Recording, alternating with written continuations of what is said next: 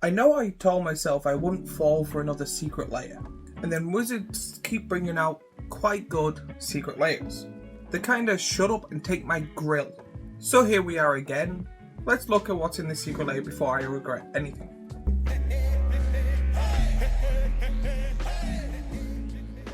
You do know I told myself I wouldn't fall for another Secret Lair until this one came out. This is in two different sections. There is three what I would consider normal Secret Lairs, and then there is three Final Fantasy ones.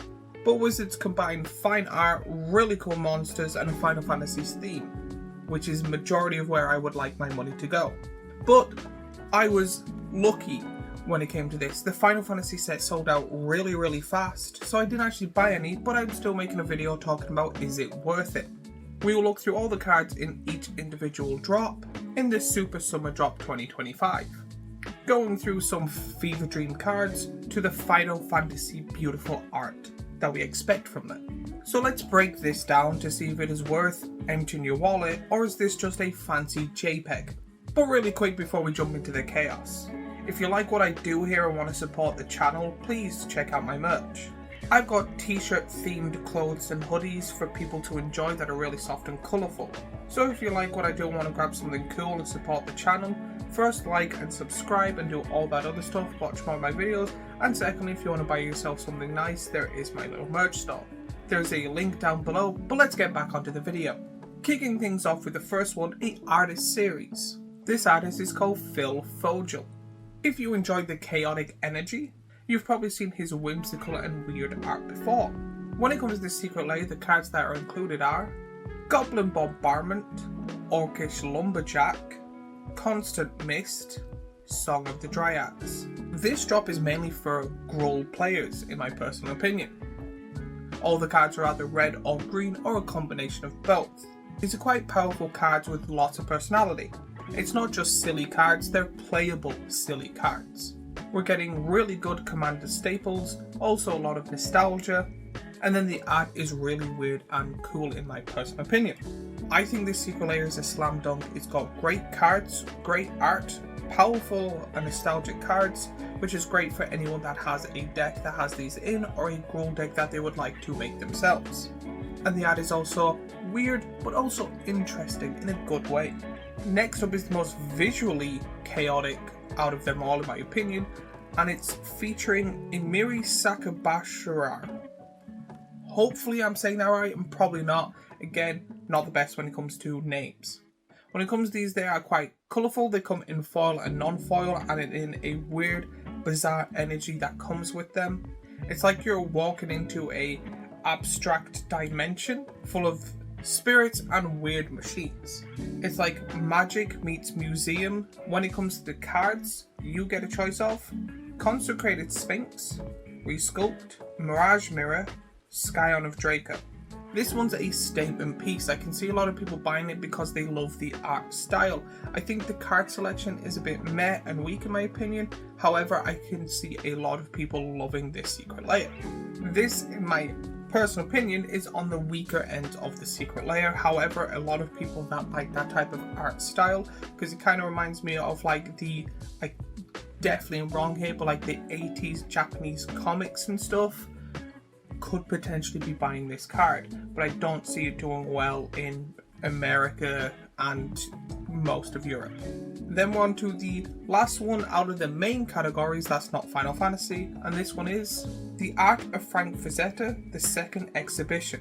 Couldn't say it without looking at it. This Secret Lair is, and the best way to put it is, metal as fuck. It's like a metalhead took LSD and started to paint or draw or however he made these cards.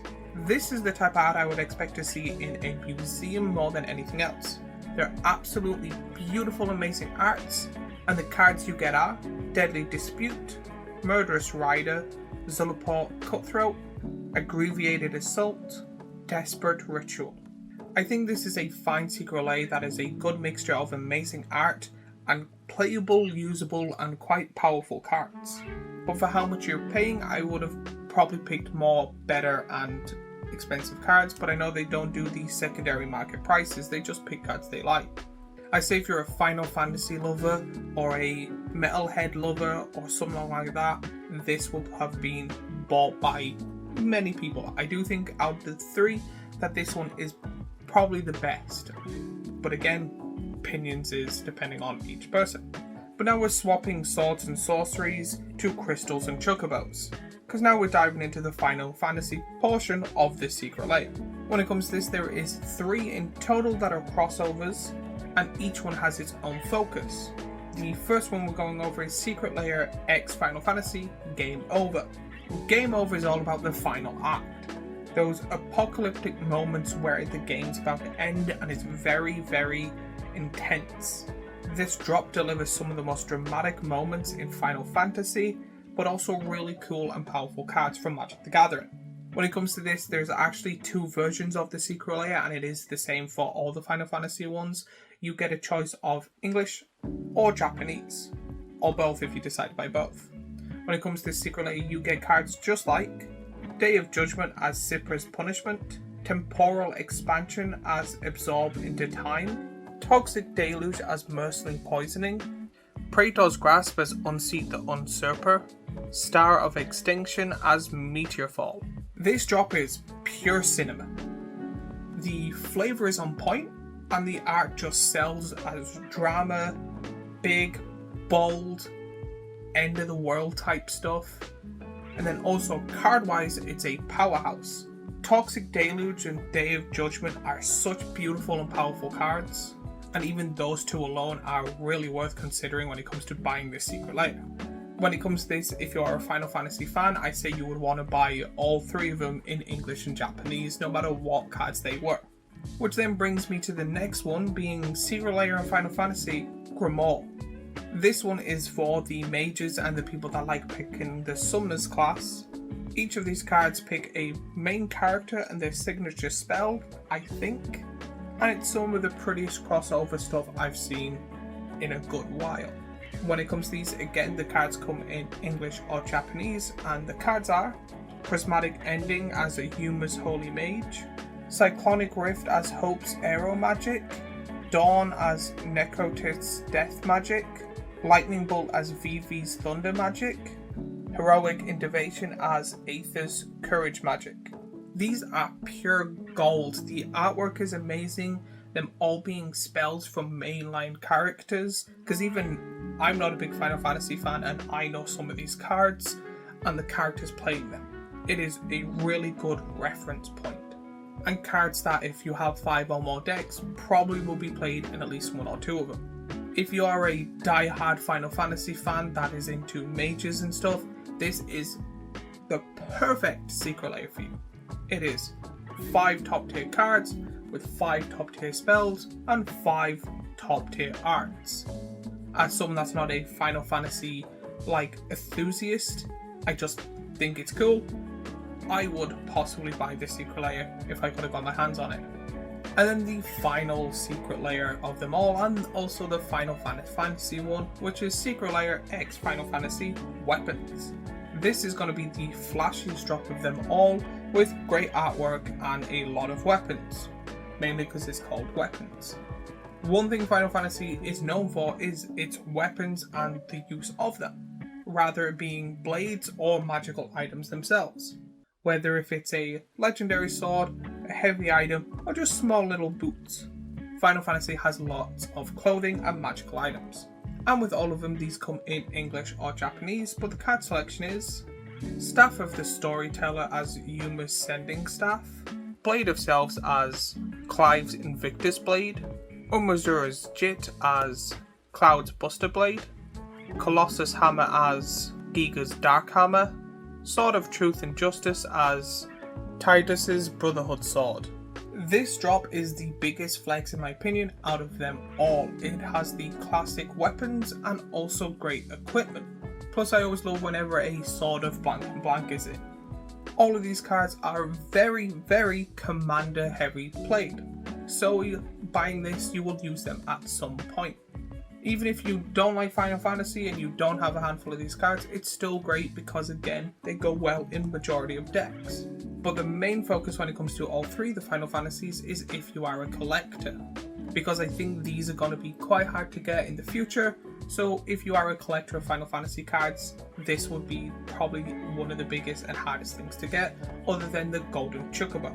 Out of all the Final Fantasy ones, I do think the weapon one is the best, especially with the cost and stuff and the power of the cards. But that was the full run of the Summer Drop 2025. When it comes to this, majority of the art is amazing to good. The card selection again is amazing to good. I do think the Final Fantasy outshines the normal part of the Secret Lair by a landslide, because even as recording this, I originally thought it was two separate ones. I do think it does make the normal side then weaker, but the Final Fantasy ones look absolutely breathtaking and broken. I think Wizards is getting to the point that they're producing so much that they're trying to even combine stuff. So now that they're doing Final Fantasy and the Summer Drop, it's now in one, where originally we did get 6 Summer Drop ones in previous years. This is mainly for the Final Fantasy lovers, and just people then getting the other Secret Lairs, which is kind of a shame. But overall, I would give this a 7.3 out of 10. Let me know in the comments down below if you bought any of these, or if you wish you bought any of these. Which one is your favourite, or what other Secret Lairs they should do in the future. Also, while you're down there, don't forget to subscribe, comment, like, and watch a bunch of my other videos. There's also my merch store down there if you're interested. And as always, if you like the Is It Worth It videos I make, I have the previous one here, a playlist with all the Is It Worth It stuff I make here, and a subscribe button here, and I shall see you all in the next video.